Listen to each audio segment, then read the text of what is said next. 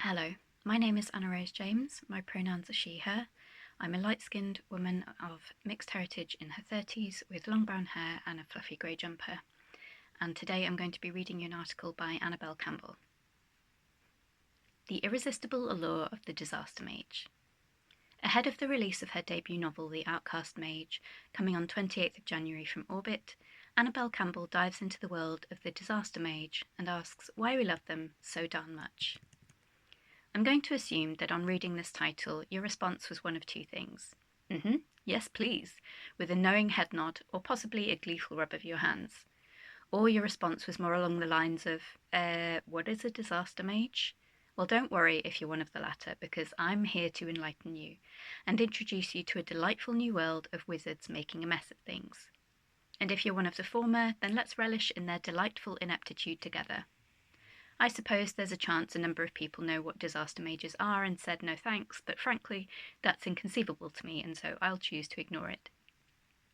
Firstly, what is a disaster mage? I'm sure the term means many different things to different people, and I'm not here to say there's only one way to enjoy the ruinous magic user. All I can tell you is what I personally would call a disaster mage. To me, they're that quintessential magic-wielding character in fantasy. Often filling the role of mentor, they are a person of immense power and often immense knowledge, and sometimes wisdom, but we'll come back to that. They are book smart, they have more magic in their pinky finger than most have in their entire body, and they quite often have a plan to solve the problems of the world they inhabit, usually with magic, right? Because why wouldn't you if you could? So just your average mage so far, right? What makes them disastrous? A beard and a nice staff does not a wise man make. So many things. First of all, let's circle back to that question of wisdom. Book smart does not equal real world smart. A beard and a nice staff does not a wise man make. So, these magical mentors might have answers for our protagonists, but it doesn't mean that they're the right ones. We all fuck up from time to time, but what if you fucked up with a monumental tide of magic behind you? I know the quote is, with great power comes great responsibility, but arguably it should be, with great power comes the potential for bigger disasters. Many of these characters have spent a long time perfecting their craft, holed up with books, solving every problem they face with magic, yet the big wide world is another place entirely, and people are an altogether unsolvable problem. Which leads us to another potentially disastrous aspect of these characters. They aren't great with people. This can come in many equally delicious flavours. It can affect their ability to be a mentor character. Let's face it, you can be a genius and an absolutely abysmal teacher. Maybe they've become detached enough from the world around them that everyone hates them. Sarkhan, looking at you. Or maybe they hate everyone else. Yeah, still Sarkhan. Their love life might be a smoking crater or just sliding past the point of repair. Disaster makes the wise more relatable. Okay, so they're magical and disastrous. Why do we care? Well, the short answer is it's fun. The longer answer is still it's fun, but to elaborate, it turns out that the disastrous elements are actually a really important part of these characters. Ever thought, ugh, what a know-it-all? Or, okay, but why should I listen to what she says? These characters have a lot going for them. Smart, magical, often privileged in some way, but we need to like them too. What makes a character more relatable than being a bit of a fuck-up? We love to see our faves brought to their knees, to see them reach that fork in the road and pick the wrong direction. Not to mention, if these magical mentors were so perfect, wouldn't they have solved all the world's problems? Magic needs to have great, sweeping, and often terrible consequences, lest it become a quick fix for the plot. So, without further ado, let's talk about some of my favourite disaster mages. Before I start, there are so many and I can only mention a couple.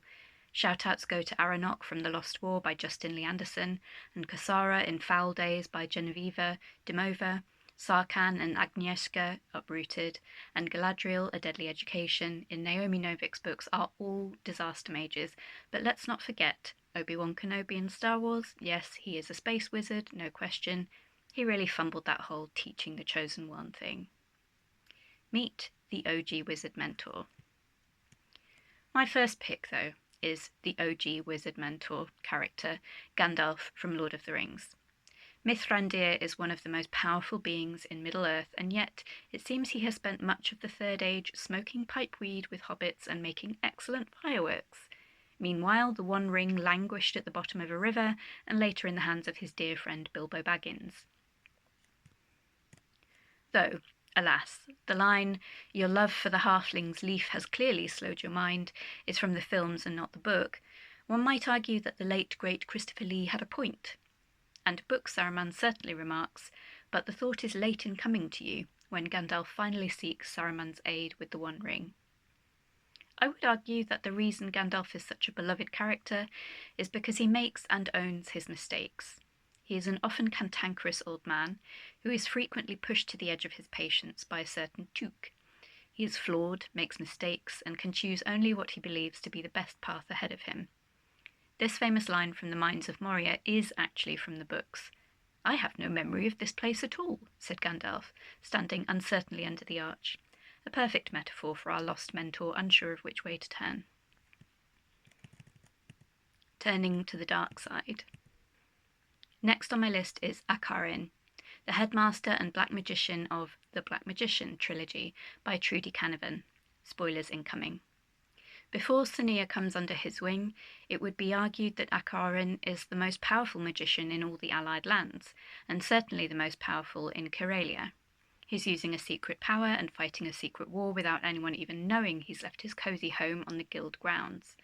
The one tiny problem is that the power he's using for the good of Karelia is forbidden, deemed evil, and to keep his secret he has remained separate and aloof from his peers, telling no one of what he's sacrificed to keep Karelia safe. Uh-oh.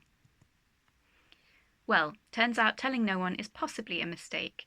Even his best friend is willing to believe he might be evil when it becomes clear that Akarin is using this forbidden magic. And instead of refuting this, telling literally anyone, "Akarin, come on," he doubles down. He takes hostages, threatens people, and steps into the evil persona to keep his secret safe. Needless to say, this does not go well. Akarin is a delightful character. He's mysterious, cape-swooshingly dramatic, hot, powerful, and useless with people. When his secret comes to light and he has to watch the people he's been protecting turn against him, it is deliciously heartbreaking. Looks stern, but is squishy. So, it is in this grand tradition of wizard fuck-ups that I created my own disaster mage, Helios Arcana. Helios is one of only 8 wizards who lead the prestigious magical academy in Moria, a glass city founded by those who can use magic. He is the most powerful mage in a whole city of mages, with a gift that tends to have far-reaching consequences, whether he intends it or not. When Nyla, the main protagonist, first meets Helios, she notes that Wizard Arcana's face was narrow-featured and unkind. The stories the students told suggested he'd burned himself with his own magic, experimenting with powers no one was supposed to understand. Even in a place built on magic, people fear him and his magic, and to make it worse, Helios doesn't exactly fit in. He is the son of a non-mage politician, meaning his loyalties are split as far as the Mage Council is concerned. Helios is the very definition of looks stern but is squishy. He's trying so hard to do the right thing by his family and for the mages around whom he's lived most of his life. He's got a soft spot for his new apprentice, and he's hopelessly in love with his closest friend and hopelessly incapable of acting on it. But Helios is both powerful and impulsive, and when it comes to deciding how he's going to use his enormous power, well, I'll leave you to find out. Disasters, friend. If you're interested in meeting this newest member of the Disaster Mage Hall of Fame, then The OUTCAST Mage is my debut novel from Orbit. It's coming out on 28th of January 2025 in hardback, ebook and audiobook. Annabel writes fantasy with fierce female characters and disaster wizards. She believes everything is improved by dragons. Her debut novel, The OUTCAST Mage, is coming from Orbit on 28th of January 2025.